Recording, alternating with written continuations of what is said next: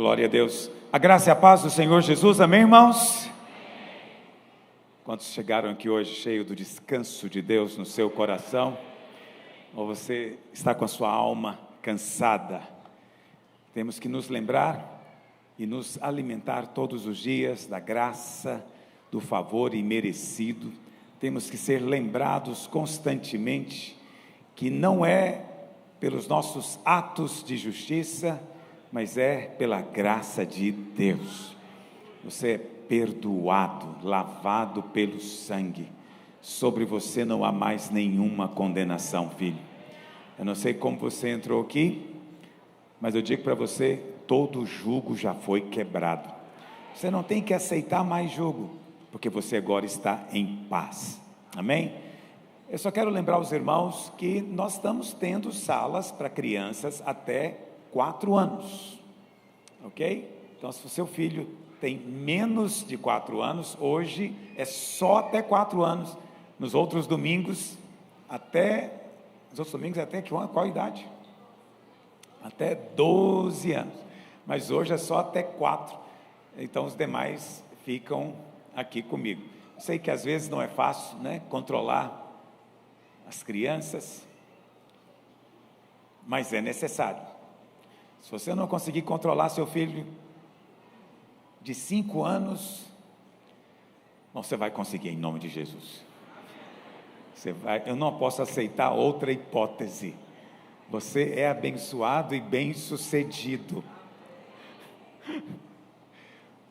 Eu me lembro de ouvir uma historinha, não sei se é verdade, mas disse que uma criancinha estava fazendo muita bagunça no culto, e o pai dela pegou ela, né, colocou ela assim nas costas e falou: vamos lá fora ter uma conversinha só nós dois.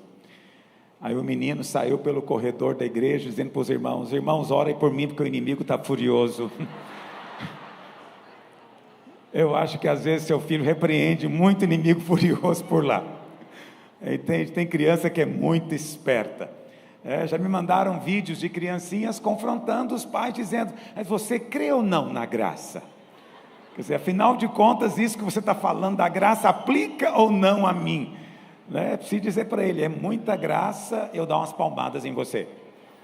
Isso é muita graça de Deus. Ainda que eu sei que tem pastor, né, líder que é contra a palmada, acredite em mim, se você é pai e mãe normal como eu, você sabe que a palmada às vezes é inevitável. E nenhuma criança diga amém, porque há certas coisas que nós não gostamos, como diz a Bíblia, mas Hebreus 12, mas por fim vai ser bênção na sua vida. Mas hoje eu não quero falar de disciplina. Hoje eu quero compartilhar a respeito da fonte de todas as bênçãos. Todas as bênçãos fluem de uma única fonte, que eu vou dizer para você qual é. A fonte de todas as bênçãos é o perdão dos pecados. E hoje eu quero compartilhar sobre perdão dos pecados. É o centro da mensagem do Evangelho.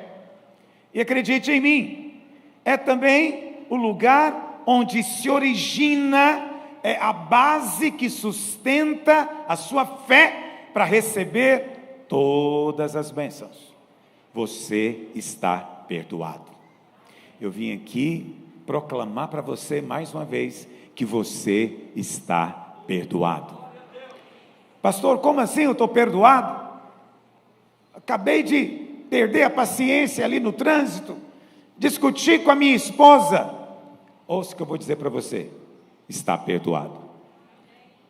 Você vê que o seu amém não foi tão legal. Sabe por quê? Porque muitos de nós pensamos que esse é um assunto trivial.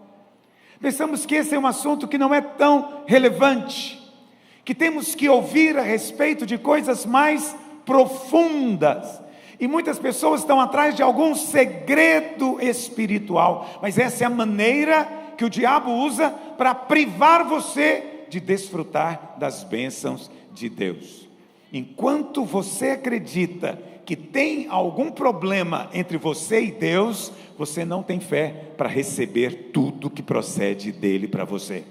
Você só ganha fé e segurança quando você entende que é perdoado. Olha para cá, eu vou dizer algo para você que muita gente diz que é trivial, mas quando eu disser para você, acredite em mim, muitos vão levantar a antena, alguns vão ficar alguns que estão e vão assistir pela internet, vão ficar nos advertindo do perigo disso, mas ainda assim eu vou dizer, seus pecados passados, presentes e futuros já estão perdoados. Espera aí, pastor, não fala isso não, porque quando você fala isso é uma licença para o crente ficar no pecado, isso vai tirar o temor dele do pecado.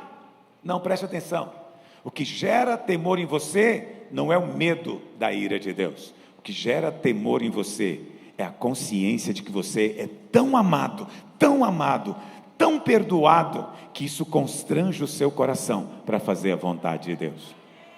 Pastor, como é que pode? O pecado que eu nem cometi está perdoado. Eu pergunto a você, quando é que o seu pecado foi perdoado? Na cruz. A cruz aconteceu quanto tempo atrás? Em 2030 vai fazer 2000 anos. 2000 anos. Eu pergunto a você, há 2000 anos atrás, os seus passados eram passado, presente ou futuro? Futuro, você não existia ainda.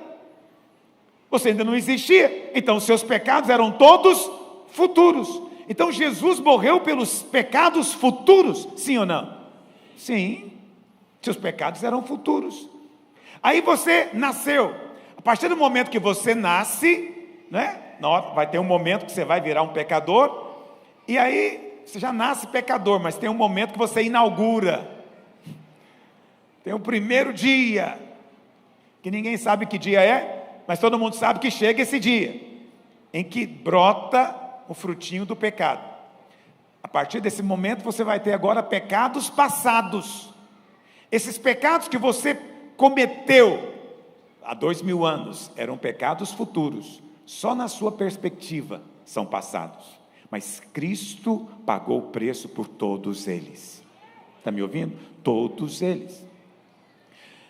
Ah, mas eu creio que Ele perdoou os meus pecados até o dia da minha conversão. Qual foi o dia da sua conversão? Para alguns é fácil, foi o dia que ele veio aqui à frente. Apesar que aqui a gente quase não faz apelo, aí tem irmão que fica querendo que eu faça apelo para ele falar assim, é hoje. Amém? Mas e o crente, o filho de crente? Que dia que ele converteu? A gente não sabe, nem ele sabe. Não é verdade? E aí, não, eu creio que até o dia que eu me converti eu sou perdoado. Depois disso não, depois disso depende. Depende se eu vou confessar ou não, se eu vou ficar contrito ou não, se eu vou me arrepender ou não. Mas não é isso que a palavra de Deus diz, vou te mostrar agora mesmo. Você foi perdoado. Aos olhos de Deus, você está perdoado. Não importa quão grave, quão sério foi a sua vida ou o seu pecado, está perdoado. Diante de Deus. Não estou dizendo diante dos homens. Nunca cobre dos homens aquilo que Deus promete. Os homens são os homens. Você não tem que preocupar com eles, mas você tem que preocupar muito com Deus. Porque um dia todos nós vamos comparecer perante a face dEle. E é muito bom você chegar naquele dia e poder ter certeza, eu estou perdoado. Amém? Eu costumo usar uma ilustração, já falei ela muitas vezes, mas ela é tão boa que eu vou ter que falar de novo. A nossa vida, nós vivemos ela momento a momento. Nós somos criaturas temporais. Deus não. Deus criou o tempo. Deus está além do tempo. Mas nós somos temporais. Nós vemos uma coisa depois da outra, um evento depois do outro. Então, é como se a nossa vida fosse um desfile, uma parada militar. Entendeu? Você está aqui parado, você só consegue ver um evento de cada vez. Então você vai ver primeiro aqui, está passando aqui o pelotão da cavalaria. É o que você está vendo agora. Depois da cavalaria, vai passar o pelotão dos fuzileiros. Aí você está vendo os fuzileiros. Depois você vai ver um pelotão, né, dos pilotos de avião, sei lá o quê. você vai ver um de cada vez. Porque é assim que a nossa vida funciona. A gente vê uma coisa de cada vez. Mas com Deus não é assim. Vamos imaginar que ao invés de você estar aqui sentado assistindo a parada aqui embaixo, você subisse no helicóptero e você subisse bem alto. Lá de cima, você não ia ver um pelotão de cada vez. Lá de cima você ia ver a parada inteira ao mesmo tempo. É verdade ou não é? Você sabe, um dos nomes de Deus é El Elyon, que significa Deus Altíssimo. Deus é tão alto, mas é tão alto, que quando Ele olha para a sua vida, Ele vê ela do começo ao fim, ao mesmo tempo. Deus já viu o final da sua história. Você já está sentado no trono, governando com Ele, reinando sobre o universo. Você não, você está vendo um dia depois do outro. Ele está vendo tudo. E porque Ele está vendo tudo, então, tudo aquilo que os olhos dele podem ver, o sangue também cobriu. Ele vê você agora, debaixo do sangue do Cordeiro. Pastor, como é que é possível isso? Porque você não tem noção do tamanho do Cordeiro de Deus. Está me entendendo? A gente não tem noção. Presta atenção, a Bíblia fala que no Velho Testamento, animais eram sacrificados. Mas o sangue de animais não tinha poder para tirar o pecado, porque o animal é muito pequeno. O animal é menor do que você. Por maior que ele seja, um boi é muito grande, mas a vida dele é menor do que a sua. Então a vida dele não paga a sua. Por isso ele só podia cobrir.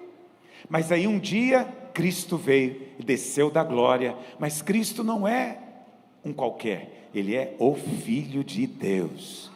Ele se vestiu de corpo humano, mas Ele é Deus. Presta atenção, Ele é muito maior do que eu e você. Eu vou te dizer mais, Ele é muito maior do que os 7 bilhões de habitantes desse planeta ao mesmo tempo. E vou dizer mais, Ele é maior do que a soma de todos os homens que já pisaram nesse planeta.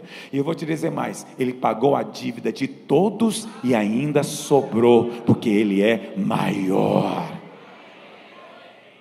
Você não pode exaurir a graça de Deus. Quantos dizem amém?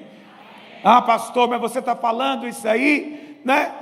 As pessoas vão ficar pensando que podem sair por aí pecando. Se você é alguém que quer sair por aí pecando, você nunca nasceu de novo. Mas se você nasceu de novo, preste atenção, o poder do Evangelho já se manifestou na sua vida. Lá em Romanos capítulo 1, verso 16, Paulo diz o quê? Porque não me envergonho do Evangelho. Por que eu não me envergonho do Evangelho? Porque ele é o quê, meus irmãos? Ele é o quê? O Evangelho é o poder de Deus. Olha para cá, vou falar uma coisa para você, você tem que ouvir com ouvidos corretos. Eu às vezes tenho temor de falar qualquer coisa aqui na frente dos irmãos, porque eu não sei quantos têm o ouvido apropriado, a idade certa para entender. Mas nós sempre estamos procurando fontes de poder. Já reparou isso? Então nós achamos que vai ter poder se eu orar muito. Aí se eu orar muito, eu vou ter poder. Entende? Eu tive que desistir dessa ideia muitos anos atrás. Por quê? Porque não há limites para orar muito. E eu me lembro que eu me tornei pastor, e eu pensei comigo, eu sou pastor agora, eu tenho que orar pelo menos 1 hora por dia. Aí eu fui orar 1 hora por dia. Um dia eu vi uma pregação de um irmão dizendo, pastor que ora menos de 2 horas nem converteu ainda. Eu falei, tá bom, 2 horas. Um dia eu ouvi o David Ong Cho pregando, e ele disse, eu acordo todo dia às 4 da manhã e eu oro até às 7. Eu falei, eu preciso converter de novo, 3 horas. Um dia eu fui a Santarém para ministrar numa conferência, tinha um outro coreano lá, ele falou, eu me levanto às 4 e antes das 10 eu não me levanto do joelho. Eu falei, sabe uma coisa? Desisto desse negócio. Não há limites, porque na hora que eu falar que eu vou orar 8 horas por dia, vai aparecer alguém melhor que eu, que ora 9, 10, e aí, é isso que Deus quer, que eu fique então trancado no meu quarto a vida inteira, e eu não vou fazer mais outra coisa, entende? Por quê? Porque nós queremos uma fonte de poder que seja nós mesmos que fazemos. Olha para cá, não estou dizendo que oração não é importante, não estou dizendo que oração não vai manifestar poder na sua vida, mas olha para cá, a fonte de poder é o Evangelho. Nós ficamos procurando muita fonte de poder e ignoramos a verdadeira fonte de poder. Deixa o versículo, por gentileza. Ignoramos a verdadeira fonte de poder, que é o Evangelho. Ele é o poder de Deus. Pastor, mas espera aí, aqui está dizendo que ele é o poder de Deus para salvação. Eu já sou salvo, depois que eu sou salvo, eu preciso de outro poder. Presta atenção, você foi salvo, está sendo salvo e será salvo. A sua salvação, ela tem os 3 tempos. No passado você foi regenerado, perdoado. No presente você está sendo transformado. No futuro você será glorificado. O seu corpo ainda não foi salvo, mas o seu espírito já foi. Pastor, mas presta atenção, a palavra salvação aqui é sotéria no grego. Essa palavra sotéria é derivada de uma outra, um verbo, salvar, sozo, que significa não apenas ser salvo da ira de Deus, de ir para o inferno e ser levado para o céu. Isso é muito importante, mas significa mais do que isso. Em muitos lugares do Novo Testamento, essa palavra sozo é traduzida como curar, é traduzida como restaurar, entende? Ela envolve uma série de outras coisas, envolve então a salvação propriamente dita, mas envolve também transformação, envolve cura, restauração, tudo isso está incluído na palavra salvação. O nome do Senhor Jesus, veja, o Novo Testamento foi escrito em grego. Em grego, salvação, essa palavra aqui é sotéria. O nome de Jesus em grego é Yeshua, em grego não, em hebraico é Yeshua. Yeshua, que significa salvação. Também derivado de um verbo salvar, yashá, no hebraico. Presta atenção, mas Jesus não era grego. Se ele fosse grego, o nome dele seria sotéria. Se fosse brasileiro, seria salvação. Porque é isso que ele faz, ele nos salva. Está me ouvindo? Amplie o seu conceito de salvação. Você não foi só salvo do inferno, da ira de Deus, não. Você pode ser salvo do pecado, salvo da ansiedade, salvo da angústia, salvo da enfermidade. Você é salvo o tempo inteiro. Basta chamar o Salvador e Ele vem para te resgatar e te salvar. Quantos dizem amém? Porque é o poder de Deus para a salvação de todo aquele que crê. Visto que, olha o verso 17, a justiça de Deus, visto que a justiça de Deus se revela no Evangelho. Onde é que está revelada a justiça de Deus, meus irmãos? É o que é muito interessante, é que muita gente fala, vocês pregam o Evangelho da graça, é só bondade, misericórdia, não é? Não tem mais ira, mas aqui não está dizendo que o Evangelho revela a graça de Deus, aqui não está escrito que revela a misericórdia de Deus, mas está escrito que revela o que, meus irmãos? Isso significa que quando Deus perdoa você, hoje, Ele não faz porque Ele é misericordioso, porque Ele é, Ele não faz porque é gracioso, ainda que Ele seja, Ele perdoa você porque Ele é justo. Qual que é a justiça de Deus? A dívida foi paga. Então o que Ele só pode fazer agora? Pegar o carimbo, bater em cima e dizer o quê? Quitado, quitado. Pode levar o carnê embora, nunca mais paga, está quitado o carnê. Ele faz isso porque Ele é justo. O que Cristo fez na cruz, objetivamente, foi um marco histórico, teve na história, na cruz do Calvário, Deus olhou, lá na cruz, Deus colocou o seu pecado em Cristo.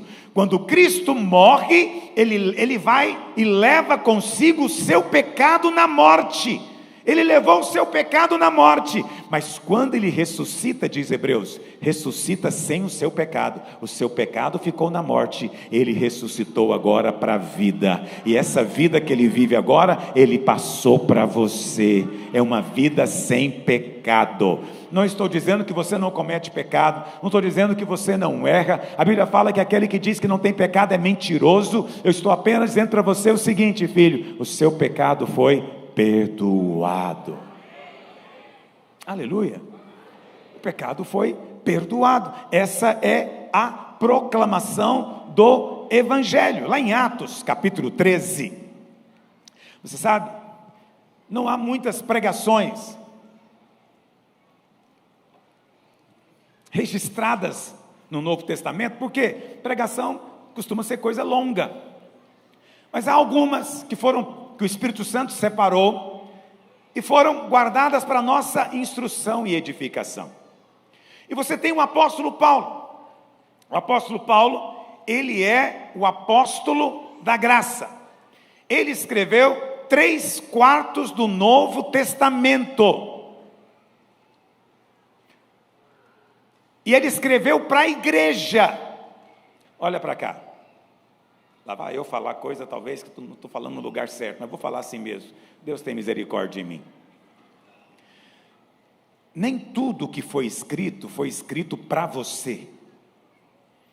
Tudo foi escrito para a sua edificação, instrução. Mas nem tudo foi escrito para você. Está entendendo o que eu estou dizendo? Então, por exemplo, quando você pega a carta de Tiago ou de João, por exemplo, lá, para quem que ele escreve a carta? Eu não vou tentar ler com você, acredite em mim. Está lá no verso 1, verso 1 e 2. Ele diz o quê? As 12 tribos que se encontram na dispersão. A carta foi escrita para as 12 tribos. Onde é que nós temos 12 tribos na Bíblia, meus irmãos? Israel. Então são cartas que foram escritas para judeus. Mas naquela época, judeu e cristão era misturado. Então dentro da carta tem exortações para alguns que ainda não tinham se convertido. Mas é para a nossa instrução. Ah, pastor, como é que a gente vai saber essas coisas? Por exemplo, nos evangelhos. Nem tudo que está nos evangelhos é para você. Tudo é para a sua edificação. Então, por exemplo, quando Jesus se levanta diante dos fariseus, lá em Mateus 23, ele fala: fariseus, ai de vós, sepulcros caiados, hipócritas. Para quem que é essa palavra, meus irmãos? Para os fariseus. É para você? Sim ou não? Não, você não é sepulcro caiado. O que é um sepulcro caiado? Talvez você não saiba o que significa esse verbo caiar. Hoje em dia, acho que não se faz mais isso. Caiar significa passar cal. Antigamente, os muros eram pintados a cal. Hoje em dia, eu acho que não. Tinha uma brocha. Sabe o que é brocha? Os irmãos estão rindo por causa de quê? Porque você fala outra língua. Essa língua que você fala não é português. Brocha é o nome de um pincel, que ele é bem grosso, e o pintor praticamente jogava aquilo. O único lugar que eu vejo isso acontecendo hoje é na rua, quando eles ficam pintando o meio fio. Naquela época, um judeu não podia pisar em nada morto, nem pegar. Então, o que acontecia? As pessoas moravam no campo, elas enterravam a sua família aonde? No campo. É como se fosse hoje. Hoje não pode fazer isso, né? Você tem um sítio, tem uma fazenda, você não ia pagar cemitério. Você enterrava lá no quintal, colocava lá uma lápide. Um judeu não podia tocar no sepulcro. Então, para advertir as pessoas que ali tinha um sepulcro, o que eles faziam? Pintavam de branco, com cal. Daí se dizer que era um sepulcro caiado. O que é um sepulcro caiado? Por fora pintadinho, por fora branquinho, mas por dentro está cheio de quê? Morte. Não é verdade? Então, você hoje é um sepulcro caiado? Não, você é templo do Espírito Santo. Está me ouvindo? Você é templo do Espírito Santo. Mas sempre vai encontrar um irmãozinho em algum lugar para dizer: cuidado, cuidado, tem irmãos aqui que são sepulcros caiados. Quando você ouvir isso, você fala: não é para mim, não é para mim, porque eu não sou mais, eu não tenho mais a morte dentro de mim. Aquele que é a vida, agora habita dentro do meu espírito. Eu tenho o Zoe eterno de Deus, a vida eterna de Deus. Quantos dizem amém? Então veja, quando Jesus, por exemplo, diz, lá em Mateus 10, ele envia os discípulos e ele dá uma advertência para eles. Eles falam: não entre em aldeia de samaritano. Essa advertência vale para nós hoje? Primeiro, nem tem aldeia para as nossas bandas daqui. Segundo, muito menos de samaritano. Você conhece algum samaritano? Hoje lá em Israel, os samaritanos são um grupo pequenininho. Deve ter umas 2, 3 mil pessoas, pouca gente. Entendeu? Essa advertência não é para nós. Ela era para os discípulos naquele momento. Por quê? Porque naquele momento Jesus ainda não tinha subido na cruz. E ele veio primeiro para os judeus. Por isso ele diz o que logo em seguida? Dá prioridade para as ovelhas perdidas da casa de Israel. Vocês estão me acompanhando nessa manhã?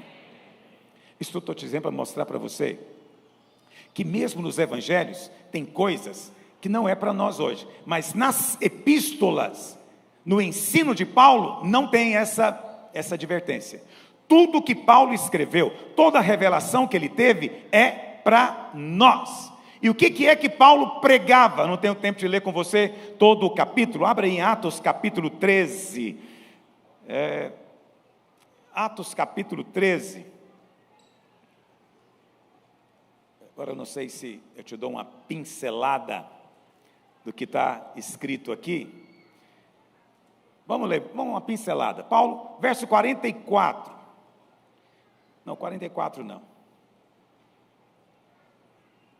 Vamos começar do verso 14. Mas eles, atravessando de Perge para Antioquia da Pisídia, indo num sábado à sinagoga, assentaram-se. Eles chegaram em Antioquia da Pisídia, porque existia uma outra Antioquia, que é a Antioquia da Síria, o lugar onde eles foram chamados cristãos pela primeira vez. E eles entraram numa sinagoga. Por que entraram numa sinagoga? Porque Paulo primeiro pregava para judeu, depois para quem não é judeu. Quem não é judeu é chamado de quê, meus irmãos? Hoje nós estamos dando aula também. Gentio. Então o que nós somos hoje? Nós somos igreja do Senhor. Nós não somos nem judeu nem gentio, nós somos filhos do Deus Altíssimo. Mas desse ponto de vista nós somos gentios. Ok? Então presta atenção. Aí eles entraram na sinagoga, e depois da leitura da lei e dos profetas, os chefes da sinagoga mandaram dizer-lhes: irmãos, alguém tem uma palavra de exortação? Paulo era rabi, Paulo era mestre. Mestre Paulo, o senhor tem uma palavra para nos dizer? Esse é o tipo de coisa que você não deve falar com certos homens. Não fale isso para mim, eu sempre tenho algo para te dizer. Não é de mim, entendeu? Não é de mim, é do Espírito. Quem tem chamado de Deus, tem riqueza para compartilhar a todo momento. Frequentemente, nas minhas viagens, os irmãos fazem jantares, né? Em homenagem a mim, fico muito honrado, mas para ter comunhão com os irmãos. E aí é muito comum, quando chega a hora da comida, né, o pastor responsável bate ali no copo e fala: agora vamos orar para comer. Aí eu falo: calma, não vai dar oportunidade para ninguém. Aí eles falam: algum dos irmãos querem falar? Eu digo rápido: eu quero falar alguma coisa. Presta atenção, Paulo é cheio da riqueza de Deus. Deram para ele a oportunidade. Se te dessem a oportunidade, o que você diria? Paulo então se levanta, pede silêncio e começa uma pregação. A pregação dele é maravilhosa, depois você vai ler em casa. Ele vai contando a história dos judeus até chegar em Davi. Quando chega em Davi, ele diz: Davi é aquele a respeito do qual está escrito, né, que o filho dele iria reinar. Lembra o que Bartimeu clamou lá na porta de Jericó? Filho de Davi, tem misericórdia de mim. Porque Jesus era o filho de Davi. Todo judeu sabia disso, que o filho de Davi, aquele que o Messias que viria, seria descendente de Davi. E aí Paulo pega e diz: e está escrito no Salmo, que Davi orou para que ele não visse a corrupção. Corrupção aqui é o corpo deteriorado. E aí Paulo diz: mas Davi viu, Davi morreu, foi enterrado. Então é claro que está falando de outro, está falando do filho dele que viria, e é sobre esse que eu quero te falar, sobre este homem, Jesus. Ele morreu, mas ele não viu a deterioração, não viu a corrupção, porque Deus o ressuscitou dentre os mortos.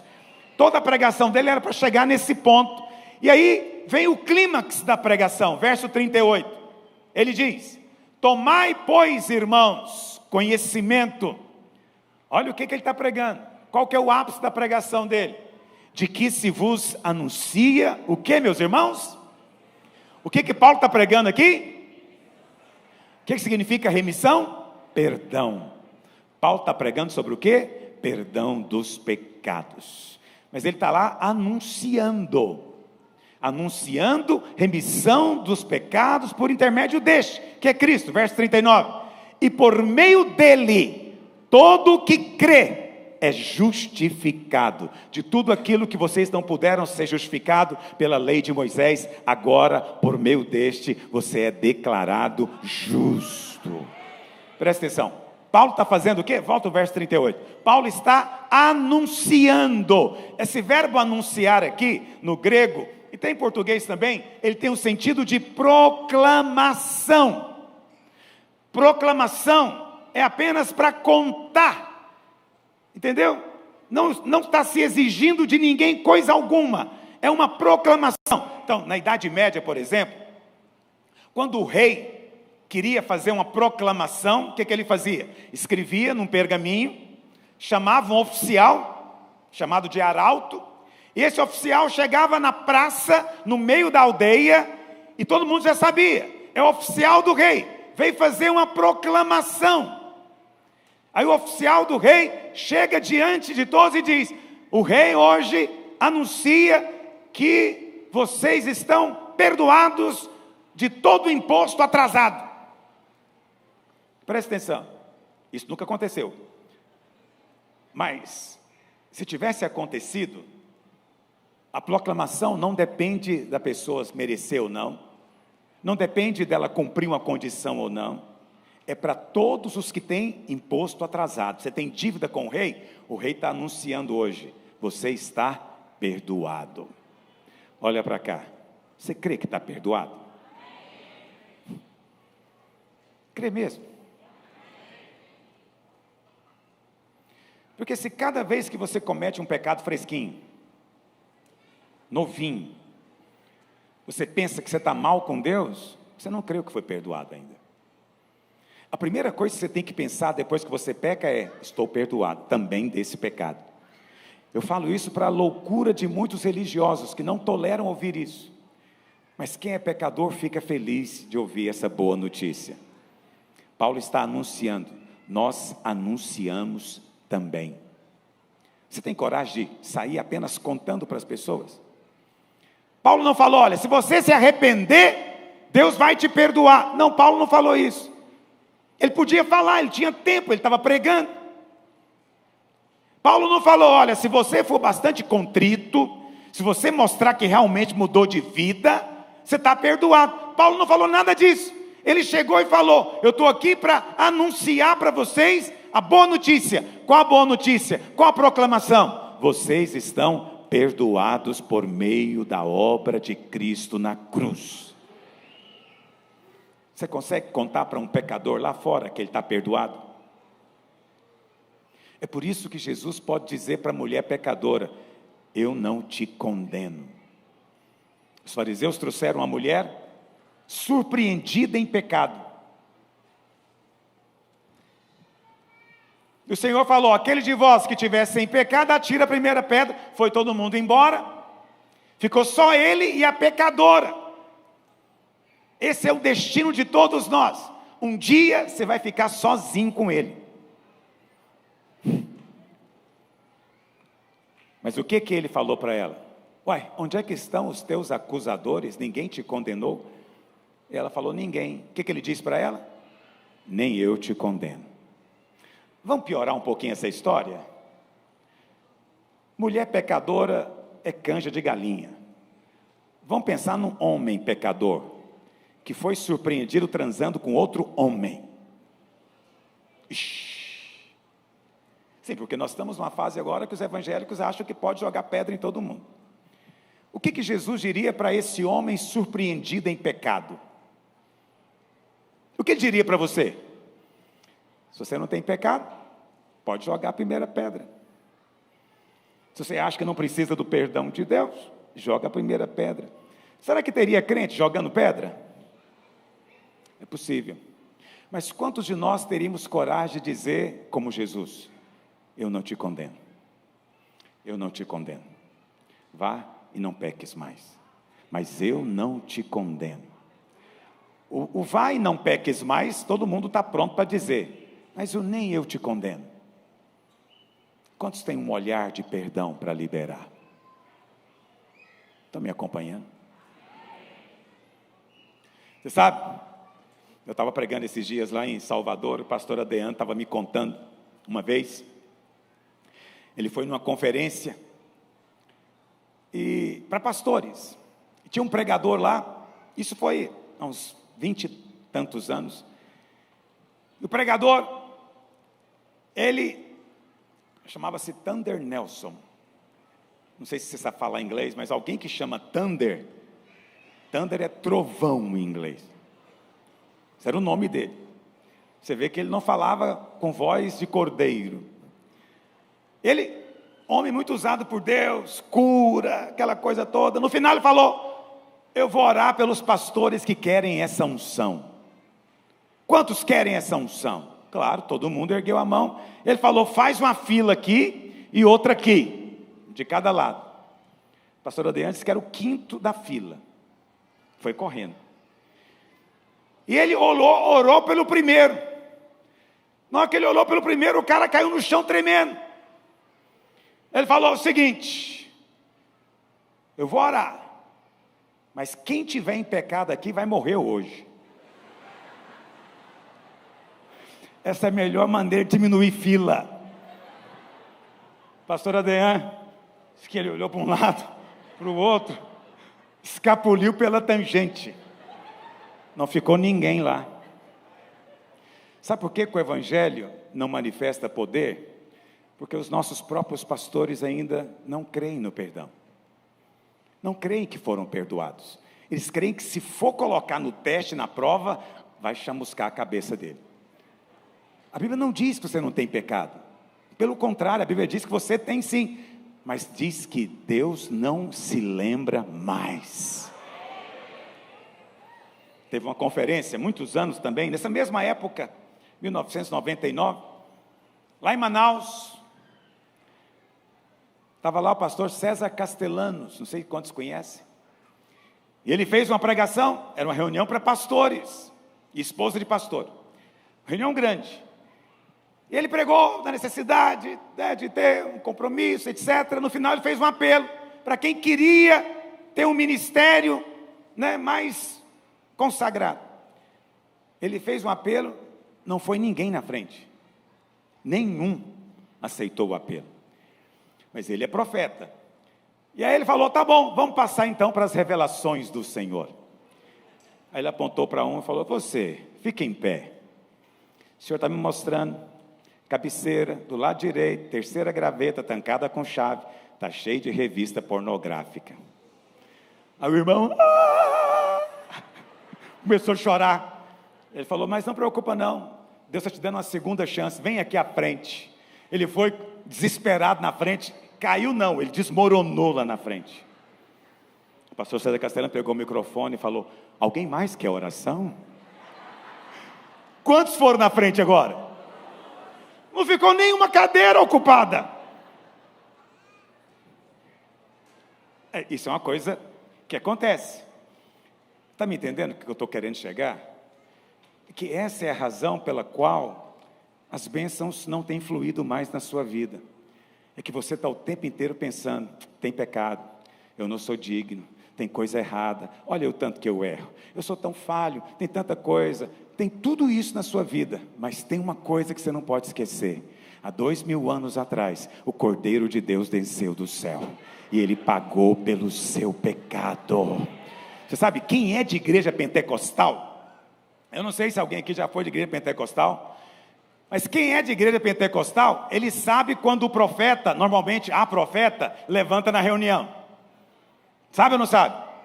Na hora que ela levanta, todo mundo quieto.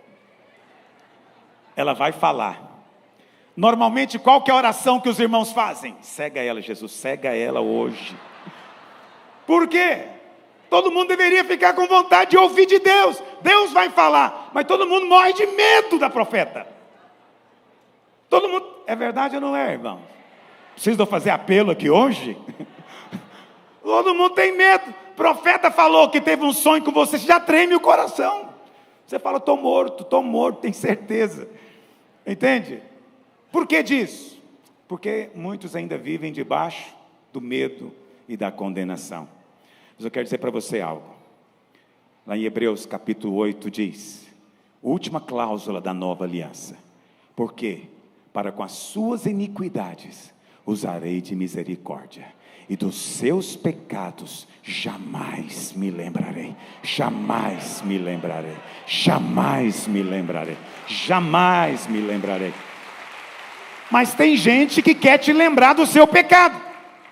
Então eu vou te dizer uma coisa. Qualquer um que se levanta para lembrar-se do seu pecado, não está falando da parte de Deus. Porque Deus diz que não lembra. Sabe quem gosta de lembrar pecado? O diabo. É especialista em lembrar pecado. Mas Deus não. Deus tem o poder de se fazer esquecer. E a seu respeito ele diz, eu não me lembro. Pastor, você não sabe o que eu fiz. Eu quero te dizer, Deus também já não sabe, porque Ele não se lembra. Pare de lembrar a Deus o que Deus já esqueceu. Está me ouvindo? Essa é a fonte de todas as bênçãos. Por quê? Olha para cá.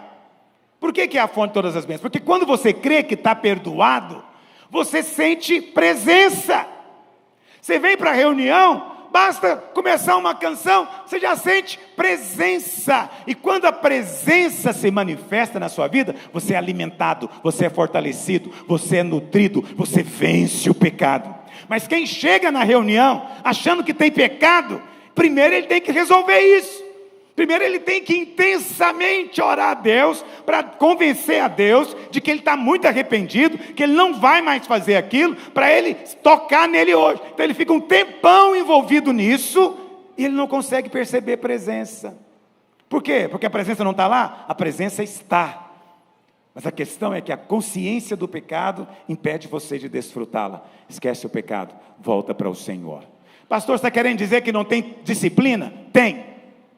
Mas a disciplina é sempre no contexto do perdão, nunca no contexto do juízo. Quantos estão me acompanhando?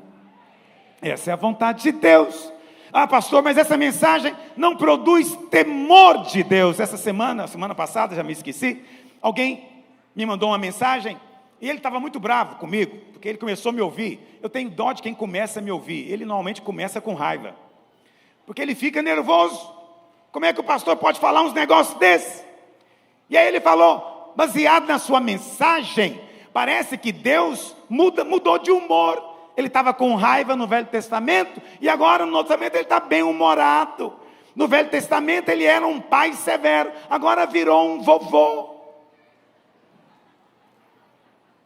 Eu falei, olha, Deus não mudou. Deus é o mesmo. Eu sei que você está bravo, porque você quer muito que Deus continue irado. Mas eu quero contar para você, é verdade. No Velho Testamento ele estava irado. No Novo Testamento aconteceu algo. Esse é o problema de muitos dentro da igreja. Eles ignoram o evento central de toda a história. Que cada vez que você fala a data, você está falando dele. Qual que é o evento? Cristo. Cristo. Deus estava irado, porque o pecado traz sim a ira de Deus, mas Cristo veio, e na cruz do Calvário, Ele levou toda a ira de Deus. Está me ouvindo? De maneira que agora, aqueles que creem, são livrados da ira, salvos da ira. De que você foi salvo? Você foi salvo do diabo? Não, você foi salvo de Deus. O seu problema era Deus. Você teria que comparecer diante de Deus. Deus sabia que Ele mesmo era o problema e te amou tanto que Ele falou, eu tenho que resolver isso para eles, porque vai ter que comparecer. Ao homem está ordenado morrer e comparecer diante dele em juízo. Mas você agora é diferente. Você tem um advogado. E o advogado mostra o sangue. E o juiz declara: justificado, inocente, sem culpa. Essa é a mensagem do Evangelho. É muito bom para ser verdade, e é verdade. Ah, não dá trabalho nenhum, não dá mesmo, porque se desse trabalho, não era de graça. É de graça. Você precisa de firmar-se nessa verdade. Então dizem amém. Ah, pastor, mas como é que o temor virá na vida da pessoa, se você não falar para ela a respeito da ira de Deus? Lá no Salmo 130, pega aí a sua Bíblia, Salmo 130, verso 3, diz assim: se observares, Senhor, iniquidade, quem subsistirá? Se o Senhor for olhar o pecado, quem vai escapar? Mas olha o verso 4. Contudo, contigo está o perdão. Contigo está o que, meus irmãos? Para que o que produz temor? Perdão. Contigo está o perdão para que te temam. Qual que é o verdadeiro temor de Deus? É o assombro. Como? O que o pastor está falando é bom demais, é assim mesmo. Como? Aí você pode falar: pastor, então se todo mundo está perdoado, todo mundo está perdoado. O inferno está cheio de gente perdoada. Sabia disso? Qual que é o problema? Nunca aceitaram o perdão. Elas disseram: não, pode deixar que eu mesmo quero pagar pela minha salvação. Você está perdoado, fica para você a sua fé. Eu quero eu mesmo resolver com Deus. Eu e Deus nos entendemos. Espera aí, mas você está perdoado, apenas creia. Não é isso que Paulo diz? Volta lá de novo para Atos capítulo 13, verso 38. Olha o que Paulo diz: tomai, pois, irmãos, conhecimento de que se vos anuncia remissão de pecados por intermédio deste, e por meio dele todo o que crê. Todo o que crê. É preciso crer. Mas a sua fé não é uma obra. A sua fé é apenas aceitar o que Cristo fez. É dizer: eu concordo com o que Cristo fez. Eu recebo o presente na minha vida. Mas aquele que rejeita, ele continua sendo perdoado, mas não aceitou o perdão. E não há salvação em nenhum outro. Está me ouvindo? Nenhum outro. É muito importante que você creia. E não pode crer como os demônios. Tiago diz que os demônios creem e temem. E no entanto não são salvos. Por quê? Porque é uma fé que não tem uma decisão por Cristo. É preciso crer e dizer: eu quero, Senhor. Eu quero o batismo. Eu quero selar minha fé. Se você não fez isso ainda, faça. Muito triste. Antes de ontem, né? Morreu a cantora. Muito triste. Fiquei tão chocado, tão penalizado. Alguém que está no auge da sua vida, da sua carreira, da sua energia física, da sua idade, tudo no auge. Ninguém pensava. Ela não pensava, ninguém pensava. Mas a morte veio. Eu sei que é chato ficar falando isso, mas é preciso cada um avaliar. Ontem eu estava na feira e eu fui comprar na banca, que eu sempre compro, que era um irmão, e ele partiu. Aí tinha um rapaz no lugar, e ele falou: não, pastor, já partiu para estar com o Senhor. Mas como aconteceu isso? Eles disseram assim, de surpresa, ninguém imaginava. 30 anos de idade. Todos nós vamos partir um dia. Esse é o único fato que você pode saber com certeza. O dia você não sabe. Por isso é preciso receber a proclamação e crer hoje. Hoje. É preciso falar para as pessoas e adverti-las com amor. É preciso. Por quê? Porque sempre tem os desprezadores. Quando Paulo acabou de pregar, vamos ler, verso 40, olha o que ele diz: notai, pois, que não vos sobrevenha o que está dito nos profetas. Vede, ó desprezadores. Vamos avançar? Verso 40. Tem alguém lá atrás? Olha o que diz: vede, ó desprezadores, maravilhai-vos e desvanecei, porque eu realizo em vossos dias obra tal que não crereis, se alguém vô-la contar. Paulo está dizendo: olha, tem gente que crê, tem gente que despreza. Dentro da igreja tem gente que despreza a graça. A gente prega a graça e tem gente que manda mensagens rejeitando. Alguém me disse: eu não creio nessa graça. Eu falei: não tem outra, só tem essa. Se você não crê nessa, você vai se perder. Não creio nesse evangelho, não tem outro evangelho, é só esse. É esse que eu prego para você aqui todo domingo, não tem outro. Cuidado com aqueles que desprezam. Lá em 1 João capítulo 2, verso 12, João também, veja, não é só Paulo que pregava a respeito do perdão. Olha o que João pregava.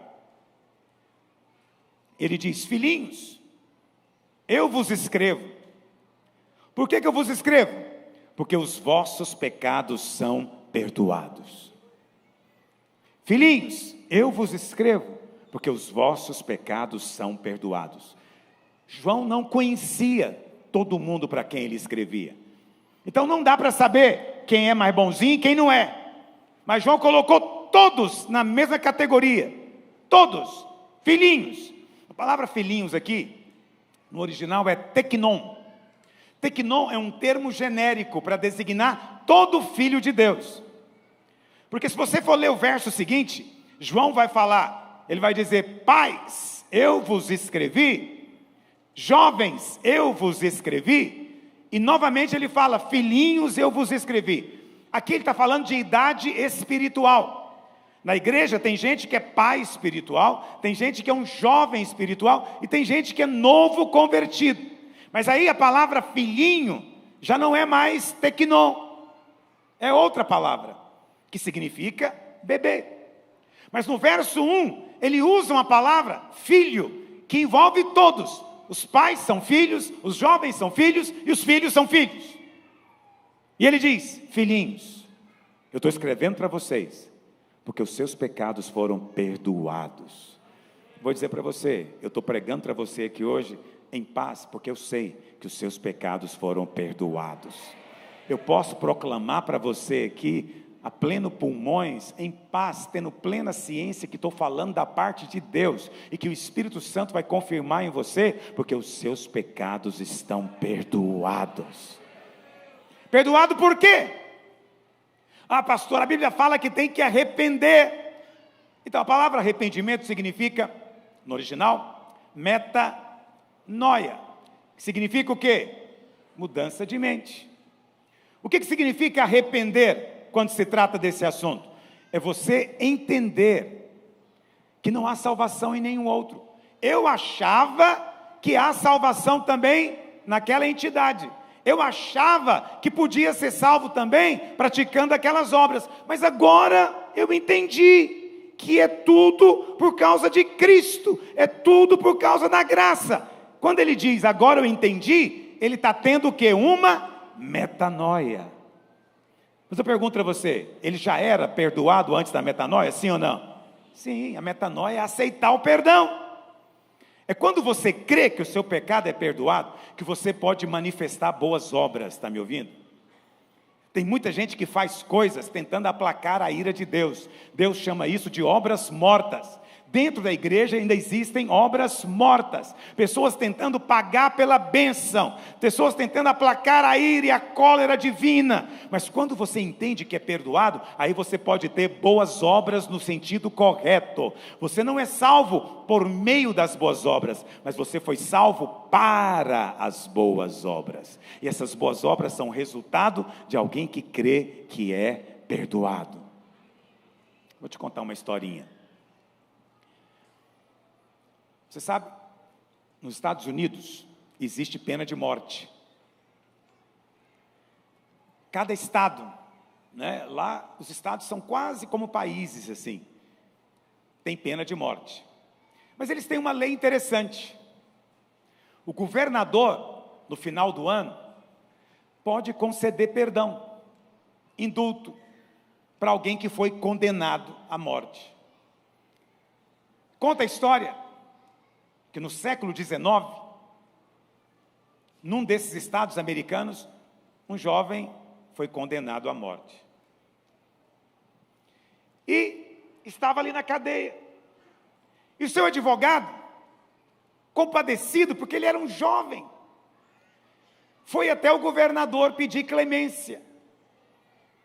E falou: governador, é um jovem, é imprudente, é tolo, fez impensadamente. E o governador falou para o advogado: eu vou dar o perdão para ele, eu vou perdoá-lo. Mas tem o seguinte: eu mesmo vou lá pessoalmente entregar o perdão para ele. Mas eu vou vestir de pregador. Naquela época os pregadores vestiam de preto. E ele foi. E o governador chegou lá na cadeia, entrou no lugar onde estava a cela, com a Bíblia na mão. Ele pegou o documento de perdão e colocou dentro da Bíblia. Ele chegou para o rapaz e falou: filho, eu tenho algo para dizer para você. O rapaz falou para ele: não quero saber nada de religião nem de Bíblia. Ele falou: não, mas tem algo aqui na Bíblia que você vai gostar. Ele falou: já falei, eu não quero saber de Deus, não quero saber de nada de religião. E o governador insistiu, mas ele apelou. E o governador, vestido de pregador, virou as costas e foi embora. Logo em seguida o carcereiro entrou e falou: e aí, rapaz, está feliz? E o rapaz falou: feliz por causa de quê? Ele falou: o governador acabou de sair daqui. Ele falou: não, que veio aqui foi um pregador. Ele fala: não, o governador veio para te dar o perdão. É um documento que ele colocou dentro da Bíblia, ele queria que você recebesse. Não te dá angústia isso? Aí, no outro dia era a execução do jovem. Ele escreveu uma carta. Na carta ele dizia: hoje eu vou ser executado. Mas eu não vou ser executado por causa dos muitos crimes que eu cometi. Eu vou ser executado somente porque eu rejeitei o perdão que me foi dado. Essa é uma ilustração. Ninguém vai para o inferno por causa dos seus muitos pecados. Quem vai para o inferno é por causa de um único pecado: rejeitou o perdão que foi oferecido. Quantos aceitaram o perdão? Você está perdoado, eternamente perdoado. Deus não volta atrás, Deus não retrocede, você está perdoado. Mas a grande questão: você está disposto a contar para alguém que ele está perdoado também? Ou você é daqueles que está mais aberto para contar da ira de Deus? Deus vai tostar você, você merece ir para o inferno. Ou você é como Paulo, que vai abrir o pergaminho da proclamação do rei e dizer: o rei manda te avisar, você está perdoado, só precisa de crer. Mas o mundo não crê no amor de Deus, o mundo pensa que Deus é mau. E o que é pior, tem muitos crentes que ainda vivem assim, pensando que Deus é mau. Mas eu quero dizer para você, para além de toda mentira que foi lançada desde o Éden, quando o diabo falou para a mulher que Deus estava privando ela de algo muito bom, porque Deus queria ser Deus sozinho. Para além daquele dia, Deus provou que nos ama. Deus prova o seu próprio amor para conosco, pelo fato de Cristo ter vindo morrer por nós, quando nós éramos ainda seus inimigos. Ele provou que nos amava. Agora que você foi feito filho, Ele te ama mais ainda, se é que é possível Ele amar você mais, porque Ele já te ama o quanto um Deus infinito pode amar alguém. Amor eterno. Não é maravilhosa a palavra de Deus? Eu não sei quanto a você. Eu vou encerrar com um ponto. Vou participar da mesa do Senhor. José, filho de Jacó, ele é um dos maiores tipos de Cristo na Bíblia, no Velho Testamento. O que é um tipo? Um tipo é uma pessoa que representou Cristo de maneira simbólica no Velho Testamento. Não significa que ele era Cristo, não, ele não era, era só uma representação simbólica. Então José tinha muitas semelhanças com Cristo. Primeiro, o nome José tem a mesma raiz de Jesus. Segundo, José era o filho amado. Jesus também é o filho amado. José, filho amado do Pai, que foi enviado aos seus irmãos. O Senhor Jesus também é o filho amado do Pai, que foi enviado aos seus irmãos. Veio para os que eram seus, mas os seus não o receberam, rejeitaram. A Bíblia fala que José foi traído pelos seus irmãos, vendido como escravo. Agora, você sabe de quem que foi a ideia de vender José como escravo? De um irmão dele chamado Judá. Judá. No Novo Testamento, o Senhor Jesus também foi vendido ao preço de um escravo, que era 30 moedas de prata. Você sabe de quem foi a ideia de vendê-lo? Um cara chamado Judas. Aí você fala, o que isso tem a ver? É que Judas é um nome latino. É um nome aportuguesado. Você sabe como se diz Judas em hebraico? Judá. Jesus traído por um Judá, José traído por um Judá. É um negócio impressionante. A Bíblia fala que José depois, ele venceu a tentação, como Cristo venceu. Foi condenado injustamente, como Cristo foi. Mas depois ele foi exaltado como governador do mundo. Cristo recebeu toda a autoridade. Depois ele se tornou o salvador do mundo. Todo mundo teve que ir a José para receber o pão. Hoje, todos que querem receber o pão vivo que desceu do céu, tem que vir a Jesus. Enquanto José estava também rejeitado, recebeu uma noiva entre os gentios. Jesus hoje, ele ainda é rejeitado por Israel, mas ele recebeu uma noiva há 2000 anos, que somos nós, gentios. Mas tem uma coisa interessante a respeito de José, eu quero só encerrar falando isso. Eu creio que é algo profético para você. Procure prestar atenção. A Bíblia fala que José chorou 5 vezes. 5 vezes. Eu não vou aqui mencionar cada uma delas para você. Vou mencionar as 2 últimas. A primeira vez que José chorou foi quando ele se revelou aos seus irmãos. Lembra disso? Você conhece a história? Seus irmãos não o reconheceram à primeira vista. Aí José se revela, ele diz, sou eu, José, vosso irmão.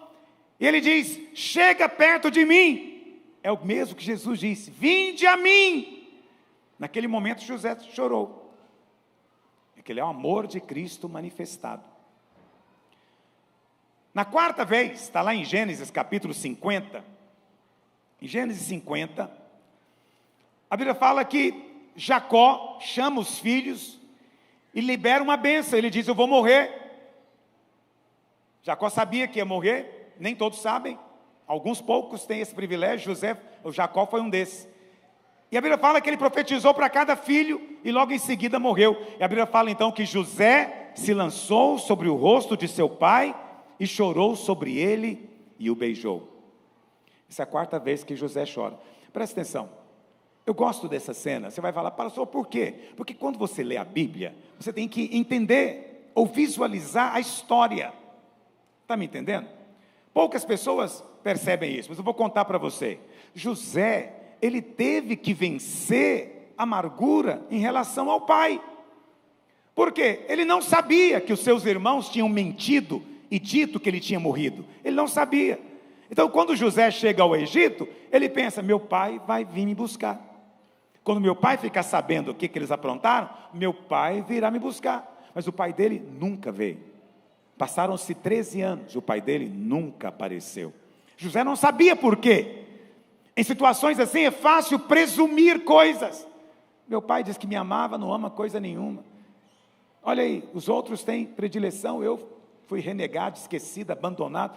Em situações assim é fácil carregar amargura. Olha para cá. Muito cuidado, porque nós não entendemos os caminhos de Deus. E podemos facilmente ficar amargurados com Deus também. Ah, pastor, o que é isso? Podemos presumir coisas a respeito de Deus. Espera até o final da história. Você não sabe o que Deus está planejando. Você não sabe o que Ele está fazendo. A demora aparente, o sofrimento que você às vezes pode estar passando, você está achando que é tudo sem sentido e perda de tempo, mas o Pai sabe todas as coisas. No meio de toda a situação, continue declarando: eu sou filho e sou amado. Eu não entendo isso, mas eu sou filho e sou amado. Eu não tenho que entender todas as coisas, mas eu sou filho e sou amado. Meu Pai tem o melhor para mim. Você conhece pessoas que se amarguram contra Deus? Acontece. Não faça isso. Mas a quinta vez que José chora, se você quiser acompanhar, eu vou ter que ler com você na sua Bíblia. Gênesis capítulo 50. A Bíblia fala, verso 15. Vendo os irmãos de José que seu pai já era morto, disseram: é o caso de José nos perseguir e nos retribuir certamente o mal todo que lhe fizemos. Portanto mandaram dizer a José: teu pai ordenou antes da sua morte, dizendo: assim direis a José: perdoa a transgressão de teus irmãos e o seu pecado. Eles mentiram, Jacó não falou isso, eles estão inventando. Agora, pois, te rogamos que perdoes a transgressão dos servos do Deus de teu pai. O que José fez nessa hora, meus irmãos? José chorou. Por que José chora nesse momento? Olha para cá. Os irmãos de José já tinham sido perdoados? Sim. No dia em que José se revelou a eles, eles foram perdoados. Olha para cá. No dia em que o Senhor Jesus se revelou a você, sua venda caiu dos olhos e você viu, naquele dia, você recebeu perdão completo dos seus pecados. Mas é possível, depois de salvo, estando na igreja, duvidarmos que fomos perdoados? Sim. Os irmãos de José duvidaram que eram perdoados. Isso levou José a entristecer-se. Olha para cá. Toda banda que eu vou, quando eu prego uma mensagem como essa, sempre vem alguém para me dizer, às vezes eles falam no meio da pregação: é, pastor, mas tenha muito cuidado para não entristecer o espírito. O pecado entristece. Você vai encontrar muita gente falando que o pecado entristece o espírito, mas do ponto de vista profético, é o último choro de José. E significa que é para essa geração, a última geração, é para esse tempo. Sabe qual é a tristeza do Senhor? Não é por causa do pecado deles. A tristeza é porque esqueceram que eram perdoados. Esqueceram que eram perdoados. Estou aqui para te lembrar hoje, porque eu creio que esquecer-se do perdão é o que entristece o coração do Senhor hoje. Quantos querem alegrar o coração do Senhor? É muita graça que você o alegra declarando que é perdoado. Sabe o que eu acho fascinante na Bíblia? Pedro é um exemplo de alguém que foi perdoado. Me dão mais 2 minutos? Olha para cá. É porque os servos estão em pé? Será que eles aguentam? Aguentam. Olha para cá. Pedro negou a Jesus 3 vezes. Mas o Senhor disse que qualquer um que o negasse diante dos homens, ele também iria negá-lo diante dos anjos de Deus. Está lá em Lucas 12, verso 8. Jesus diz: quem me negar diante dos homens, eu vou negá-lo diante dos anjos. Jesus disse isso. Pedro negou. Mas tem algo no Evangelho que é simplesmente muita graça. Lá em Mateus, em João, diz que quando Jesus ressuscitou, Maria Madalena entrou no túmulo e ela viu quantos anjos, meus irmãos? 2 anjos. Um nos pés e o outro na cabeceira do lugar onde estava deitado. Agora eles estavam relaxados, mas eram 2 querubins. Lembra da arca? 2 querubins com as asas abertas, olhando um para o outro. Mas agora o Cordeiro de Deus foi imolado no meio dos querubins. São guardiães da glória, eles estão relaxados. E lá em Marcos 16, a Bíblia não fala que eles são anjos, falam que eles são jovens. E Maria então entra, e eles falam: estou procurando quem? E esses anjos dizem o que para Maria? Vai lá e avisa para os discípulos e para Pedro que ele ressuscitou e vai encontrar com eles na Galileia. Para quem que Jesus falou a respeito de Pedro? Para um anjo. Para um anjo. A graça de Deus move os céus. Ele poderia negá-lo diante do anjo, mas é um anjo que fala. E a Pedro, fala para Pedro, não esquece de dizer para Pedro, porque o Senhor falou conosco a respeito de Pedro. Foi perdoado. A Bíblia fala, 3 semanas depois, 3 semanas, o Senhor estava na beira do mar da Galileia, os discípulos, tinham chegado da pescaria, você deve se lembrar. Jesus senta com Pedro e pergunta para ele 3 vezes. O Senhor Jesus coloca Pedro para ser o líder. Você não fica assustado com isso? Eu vou ser franco, se um pastor aqui negasse a Jesus, eu acho que eu tirava ele do ministério e não punha de volta. Mas Jesus pega Pedro e não só restaura, mas fala: não, você vai ser o líder. Mas alguém podia falar: mas só tem 3 semanas que ele fez isso. Só 3 semanas, essa igreja não tem futuro. Eu acho que Pedro tem que ficar 1 ano pelo menos. Disciplina, sem tomar ceia. Mas Jesus não fez isso. Por que ele não fez? Para te mostrar o poder do perdão. Há poder no perdão, filho. Há poder no que foi realizado na cruz. Sua história é outra. Seu passado não te define mais. O que te define agora é o perdão do Calvário. E Pedro era tão claro a respeito disso. Vou ler isso com vocês, só encerrando. Agora eu prometo. 2 Pedro 1, verso 5. Pedro diz assim. 2 Pedro 1, 5. Por isso mesmo vós, reunindo toda a vossa diligência, associai com a vossa fé a virtude, com a virtude o conhecimento, com o conhecimento o domínio próprio, com o domínio próprio a perseverança, com a perseverança a piedade, com a piedade a fraternidade, com a fraternidade o amor, porque essas coisas existindo em vós e em vós aumentando, fazem com que não sejais nem inativos, porque a graça de Deus não nos faz passivos, inativos. Aquela pessoa que fala: não vou fazer mais nada, estou na graça, não sabe nada. Nem infrutuosos. Infrutuoso é o mesmo que infrutífero. A graça produz muito fruto, diz Pedro. E ele diz: no pleno conhecimento do nosso Senhor Jesus Cristo. Porque aquele a quem estas coisas não estão presentes é o que, meus irmãos? Ele é o que? Cego a respeito de quê?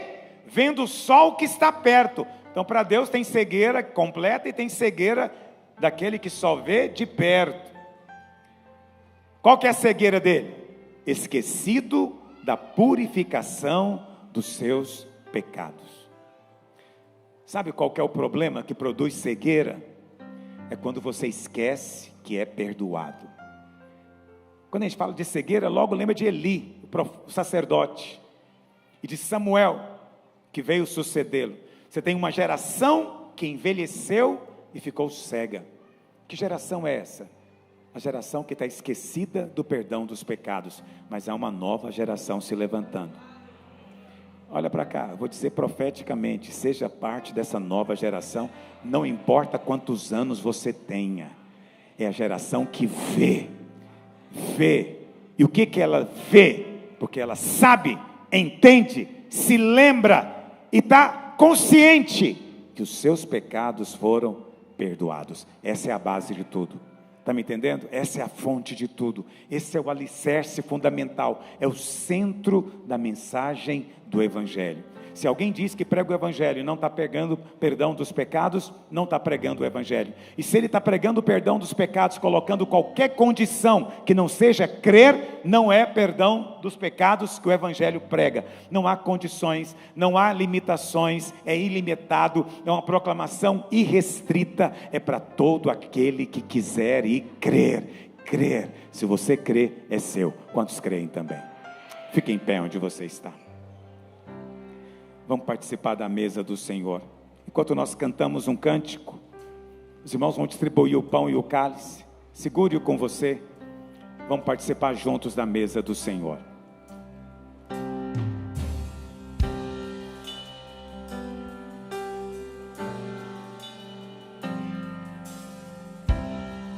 A criação chorou, o sol se apagou, o nosso Salvador entregue, seu corpo ali na cruz, seu sangue derramou e carregou os meus pecados.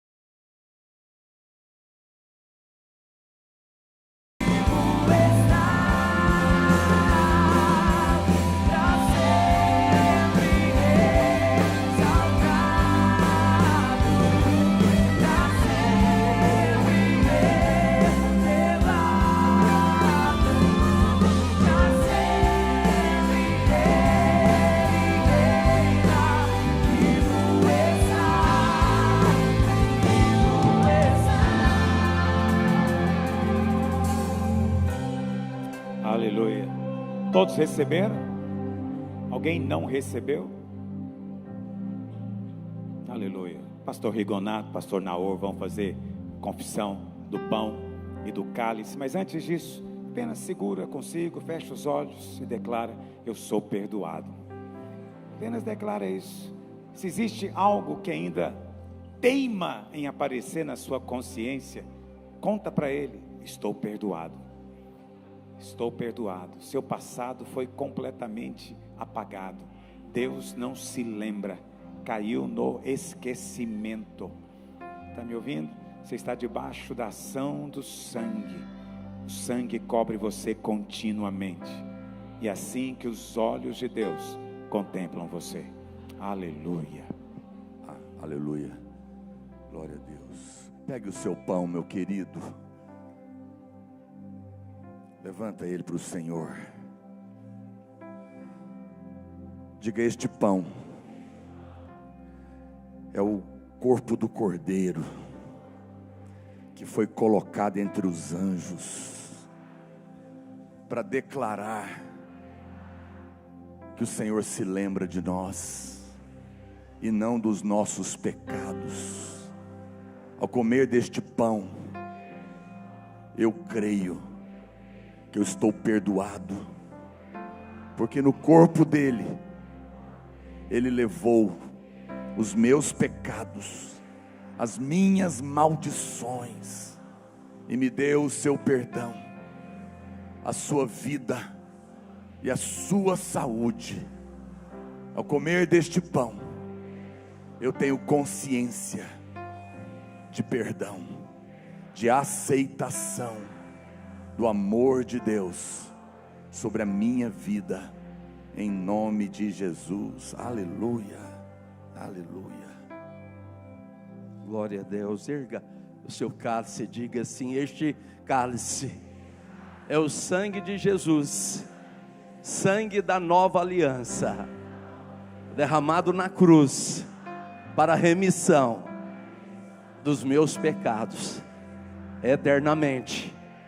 Por este sangue eu fui perdoado no passado, no presente e no futuro eterno.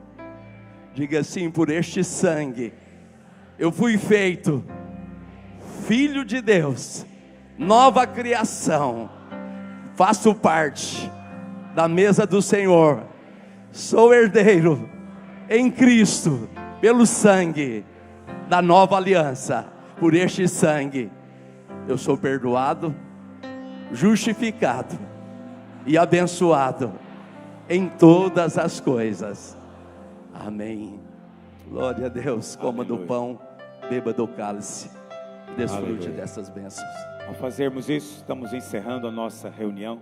Tem uma semana debaixo do favor e da graça de Deus. Cumprimenta depois o irmão que está próximo de você. Pergunte se ele está numa célula. Se não está, convide-o para a sua, para ser abençoado lá.